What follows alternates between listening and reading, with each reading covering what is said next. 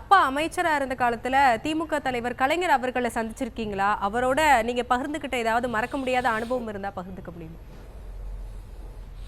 அதாவது கலைஞர் அவர்கள் வந்து நான் பள்ளி பருவத்தில் இருக்கும் பொழுது அப்போ வந்து எப்படின்னா நம்ம மெரினா பீச் அங்கே வந்து பொதுவாக சனிக்கிழமைகளில், அதாவது சென்னையில் இருந்தாங்கன்னா சனிக்கிழமைகளில் அனைத்து தலைவர்களும், அதாவது இந்த சென்னையில் இருக்கிற தலைவர்கள் எல்லாம் வந்து அங்கே சாயங்காலம் ஒரு எல்லாரும் சேர்ந்து இருப்பாங்க. அப்போ அவங்களோட குடும்பங்கள்லாம் வந்துட்டு அவங்க வந்து தனியாக விளையாடிட்டு இருப்பாங்க.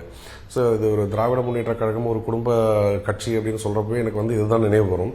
அப்போது வந்து நாங்கள் வந்து நாங்கள் அந்த பசங்கள்லாம் நாங்கள் வந்து ஒன்றா விளையாடிட்டு இருப்போம். ஸோ இது வந்து எனக்கு அந்த ஒரு மிஸ்ஸா அதற்கு முடிந்த ஒரு சில காலம் வரை அப்படின்றது நடந்துட்டு இருந்தது. அதுக்கப்புறமா அது வந்து நின்றுடுச்சு. பட் அப்பப்போ நினைப்பேன், அது மாதிரி இருக்கிறது கூட ஒரு நல்ல இதுதான். கட்சியில் இருக்கும் அனைவரும் ஒரு குடும்பமாக தெரிந்து கொள்வதற்கு ஒரு வாய்ப்பு ஏற்படும் அப்படின்றது பார்த்துருக்கேன் நான்.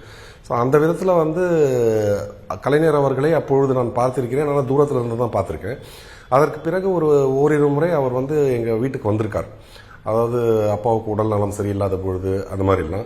ஸோ அந்த மாதிரி இருக்கிறப்ப கூட வந்து ஒரு பெரும் தலைவர் அப்படின்றப்போ எங்களுக்குலாம் வந்து அவர்கிட்ட போய் பேசுறதுக்கே கூட கொஞ்சம் ஒரு அச்சமாகவே இருக்கும் அப்படின்ற அளவுக்கு தான் இருக்கும். ஆனால் அவர் வந்து எல்லா கூட சாதாரணமாக தான் பாடுவார்.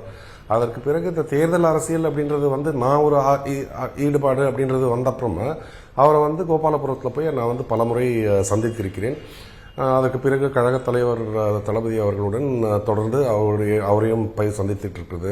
அதுக்கப்புறமா வந்து இளைய தலைவர் திரு உதயநிதி ஸ்டாலின் அவர்களையும் போய் சந்திப்பது அப்படின்றது இப்போ அதுக்கப்புறமா தொடர்ச்சியாக நடந்து கொண்டிருக்கிறது.